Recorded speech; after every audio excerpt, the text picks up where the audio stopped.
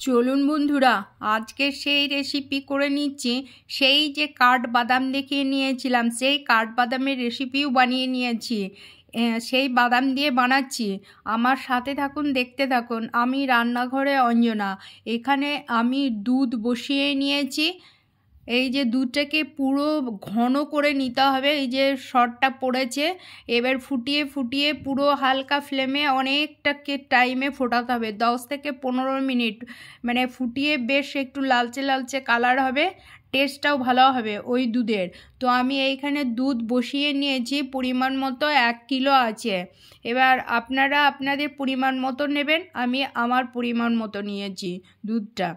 তো এই যে দুধটা হালকা ফ্লেমের মধ্যে বেশ টাইম ধরে দুধটাকে ঘন করে নিতে হবে। ওই যে দেখিয়ে নিলাম বাদাম আগে থেকে আমি জলে ভিজিয়ে রেখেছিলাম, মুখটা পুরো খুলে গেছে, গোটা গোটা বাদাম জলে ভিজে নরম হয়ে গেছে। আর এদিকে আমার দুধটা পুরো ওপর দিয়ে বলবটা উঠেছে, পুরো ফেপে ওপরে উঠে যাচ্ছে। এবার দুধ আমার ঘন করতে ওই যে টাইম বললাম 10 থেকে 15 মিনিট ঘন হয়ে গেছে। এই যে পুরো ধারটা, আর এই যে বাদাম মুখটা খুলে গেছে, এই যে বাদামটা কাঠবাদাম, পুরো সেই যে বাদামটা দেখিয়েছিলাম সেই বাদাম, কাঠবাদাম। তো এবার আমি ওই উষ্ণ গরম দুধ একটু হালকা ঠান্ডা করে নিয়েছি। ওই দুধের মধ্যে বড় চামচে 1 চামচ শুকনো দুধ নিয়ে নিলাম, আমুলের গুঁড়ো দুধটা। এবার দুধটাকে আমি ভালো করে একটু ওই লিকুইড দুধের সাথে গুঁড়ো দুধটা আমি ভালোভাবে মিশিয়ে নেব। এই যে মেশানো হয়ে গেছে, দেখতে পাচ্ছেন পুরো কালারটা পুরো ঘন হয়েছে ওই দুধের মধ্যে। এবার কাজ হচ্ছে এখানে এই যে আমি পাউডার, ওই যে গুঁড়ো দুধের সঙ্গে মিশ্রণটা করলাম, ওই মিশ্রণের মধ্যে আমি কাস্টার্ড 1 চামচ দিয়ে নেব। 1 চামচ দিয়ে এবার আবারও ওই মিশ্রণটাকে ভালোভাবে নিয়ে মিলিয়ে নেব। লিকুইড দুধ, গুঁড়ো দুধ আর কাস্টার্ড তিনটে মিশিয়ে নিলাম। মিশিয়ে নেওয়ার পরে এখানে যে মিক্সার জার নিয়ে নিয়েছি, এই জারের মধ্যে যে বাদাম আমি ভিজিয়ে রেখেছিলাম কাঠবাদাম, সেই বাদাম পেস্ট করে নিলাম।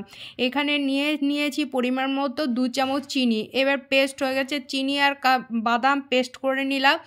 এই যে দুধ দেখতে পাচ্ছেন কতটা পরিমাণে ঘন হয়েছে। দুধ ঘন হতে হতে আমি ওইদিকে কাজগুলো সেরে নিলাম।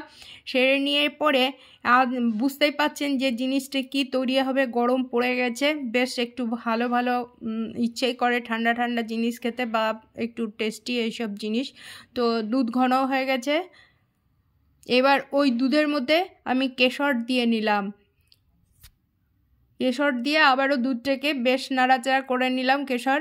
এবার যে আমি মিশ্রণটা বানালাম সেই মিশ্রণটা দিয়ে নিলাম ওই দুধের মধ্যে। এবার দেখতে পাচ্ছেন কতটা। এবার বাদাম পেস্ট দিয়ে নিলাম। বাদাম পেস্ট দিয়ে দুধটা উপরে উঠে গেল, বেশি হয়ে গেল, ঘন হয়ে গেল। এবারে আমি নাড়াচাড়া করে নিলাম, একটু হালকা ফ্লেমে নেড়ে নিলাম। আর নাড়তে নাড়তে, মানে না নাড়লে তলে জমে যাবে। তো বাদামটা দিয়ে আমি ভালোভাবে নাড়াচাড়া করে নিলাম আর হালকা ফ্লেমে ফুটিয়ে নিলাম, নাহলে একটু টেস্টটা কেমন হবে। তো ফুটিয়ে নিয়ে এবারে আমি নামিয়ে নেব। দেখতে পাচ্ছেন কত মোটা আর কত সুন্দর টেস্টি।